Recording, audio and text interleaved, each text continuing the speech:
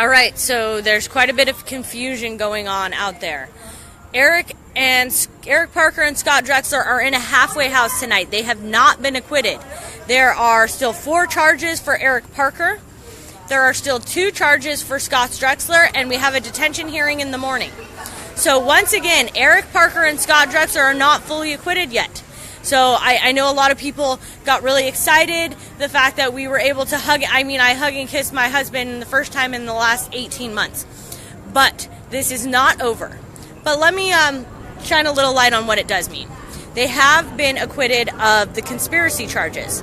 So how can they possibly now charge Pete Santilli, Cliven Bundy, Ammon Bundy, Ryan Bundy, all of these men with assault of a federal officer? The 924C that is connected to that, any of the weapons charges. The way they're able to charge these men with it is because if you are part of a conspiracy, you are also charged with all the crimes of other co-conspirators. None of these men are co-conspirators. They have all been acquitted of the conspiracy charges. So, does that mean that 57 years mandatory minimum has now been taken off of the rest of the Bundy Ranch people? Does that mean that they could then have pretrial detention?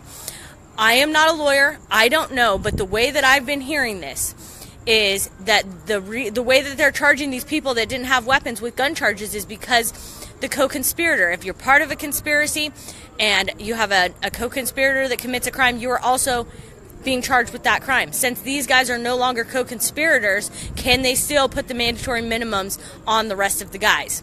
So, once again, Eric Parker and Scott Drexler are in a halfway house tonight. They are not fully acquitted. We are not leaving up to Idaho. I'm not with my husband right now.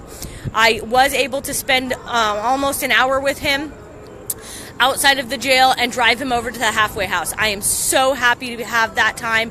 That is so amazing. But like I said, this is not full acquittals. They can still continue to charge Eric Parker with 4 charges, Scott Drexler with 2, and we will not know until tomorrow at 9:30 for Eric Parker and 10:30 for Scott Drexler.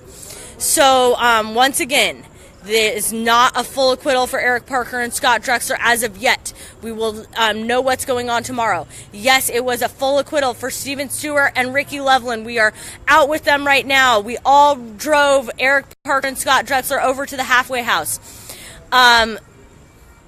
This is a victory for everyone. This is a victory for all of us. This goes to show that all the noise I've been making down here, all the shares, all the people watching, all of you watching out there and sharing things, this is where we're getting here. We made a difference.